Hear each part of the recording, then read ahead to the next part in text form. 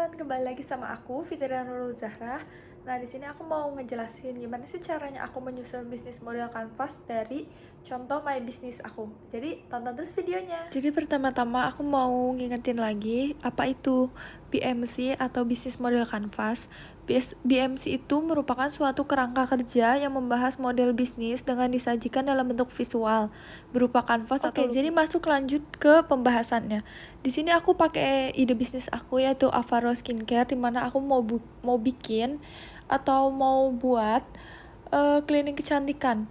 Nah, BMC itu sendiri itu punya 9 elemen, yaitu key partners, key activities, key resources, value proposition, customer relationship, customer segment, channels, dan lainnya. Nanti kita bahas satu-satu. Yang pertama itu ada key partnership. Key partnership itu maksudnya pengorganisasian aliran suatu barang atau layanan.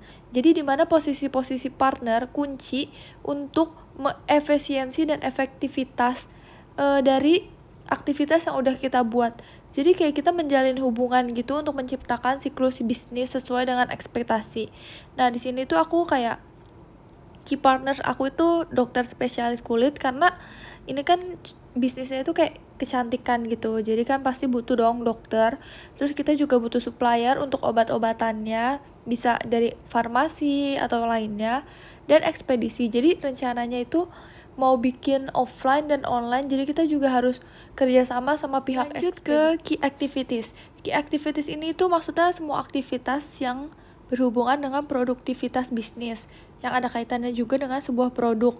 Jadi elemen ini tuh menjelaskan bagaimana kamu bisa menciptakan value proposition perusahaan dengan melakukan beberapa aktivitas supaya produk atau jasa kamu lebih dikenal dan diterima banyak orang. Jadi di sini tuh key activities yang aku pakai tuh produksi sama distribusi. Produksi ya aku produksi bahan bakunya dong buat penelitiannya, buat desain produknya nanti yang bakal didistribusiin atau bakal di announcement gitu kan. Terus distribusi juga aku lakuin buat penjualan, promosi, pelayanan perawatan. Jadi orang-orang bisa tahu produk aku. Oke, jadi sekarang lanjut ke key resources. Nah, key resources itu sumber daya yang dimiliki perusahaan, kayak semua jenis sumber daya mulai dari pengelolaan bahan baku, penataan sumber daya manusia, dan penataan proses operasional. Di sini aku ada fisik milik perusahaan, yaitu kayak mesin, kendaraan, maksudnya kayak kendaraan buat distribusi. Terus ada bangunan, tentu dong bangunan karena aku kan bakal punya klinik.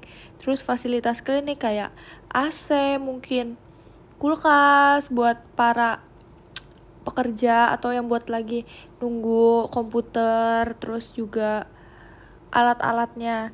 Terus ada intelektual mendaftarkan merek, jadi kayak menggunakan SOP gitu. Di sini kayak aku daftarin merek aku sendiri, terus pengetahuan tentang produk itu sendiri. Hak cipta, tentu hak cipta, karena setiap produk atau barang itu kan biar legal kita harus punya hak cipta sendiri, hak merek sendiri, terus kemitraan dan database pasien. Terus ada manusia. Di sini aku rekrut umum dan rekomendasi karyawan. Kayak rekrut umum itu kayak penerimaan buat nanti jadi kasir atau jadi customer service. Lanjut ada value proposition. Value proposition itu penjelasan dan rincian dari keunggulan produk.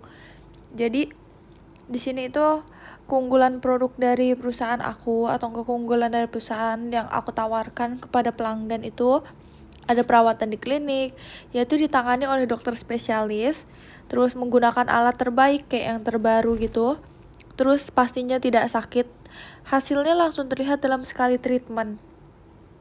Dan di sini juga ada produk yang ditawarkan atau keunggulan produknya itu ada Acne Day and Night Cream. Di sini tuh produk ini tuh kayak mampu meredakan jerawat, tidak meninggalkan bekas, terus cocok untuk segala jenis jerawat, dan juga mencerahkan wajah sehingga tidak meninggalkan bekas kehitaman. Dan di sini juga ada produk dari Whitening Day and Night Cream, yaitu mencerahkan wajah sebagai anti aging, menghilangkan bekas jerawat, menghilangkan flek hitam. Lalu ada produk dari untuk remaja, yaitu Teenage Day and Night Cream. Ini tuh cocok untuk remaja, mencerahkan dan menghilangkan kusam, mengecilkan pori-pori berbahan dasar alami pastinya. Selanjutnya itu ada customer relationship, yaitu kita menjalin hubungan baik dengan customer, dimana kayak biar customer itu nggak berpaling ke bisnis lain, dan kita harus mendapatkan pelanggan yang loyal gitu sama perusahaan kita. Jadi tetap keep in touch sama para pelanggan dengan cara kalian bisa mengirimkan newsletter ke email mereka, karena kita kan udah punya database mereka kan. Terus layanan after sales, kayak mereka pengen konsultasi atau gimana melalui kayak dia di rumah tapi dia ingin konsultasi dengan kita layani gitu after salesnya. Terus ada bantuan personal, yaitu sama sih kayak after sales, layanan online atau telepon langsung. Terus kita juga bikin komunitas lewat Twitter atau Facebook atau Instagram yang kayak menggunakan produk kita atau treatment di. Lalu ada customer segments. Customer segments itu maksudnya kayak kita menentukan mau di segmen pelanggan mana yang akan menjadi target dari bisnis kita. Dan di sini tuh target aku itu kayak perkotaan dan daerah-daerah kecil di Indonesia, apalagi kayak Jakarta. Terus dimana mencakup semua usia. Dengan pembagian pendapatan itu standarnya itu aku kurang dari 8 juta.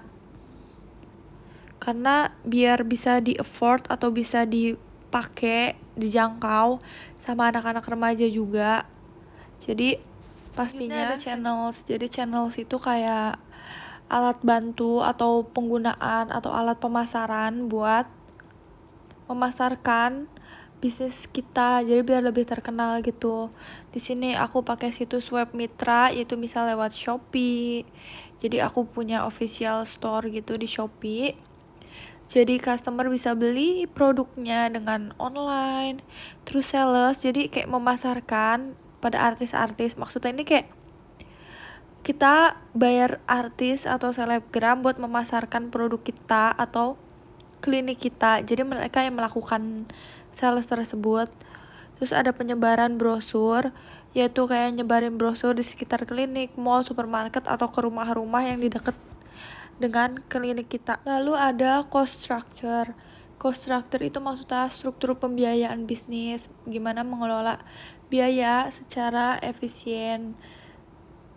Terus di sini tuh kayak ada infrastruktur, keresmian, biaya transaksi, kontraktor, peluasan, perawatan mesin. Itu kan kayak harus direncanakan gitu kan, biar meminimalkan resiko dari kerugian.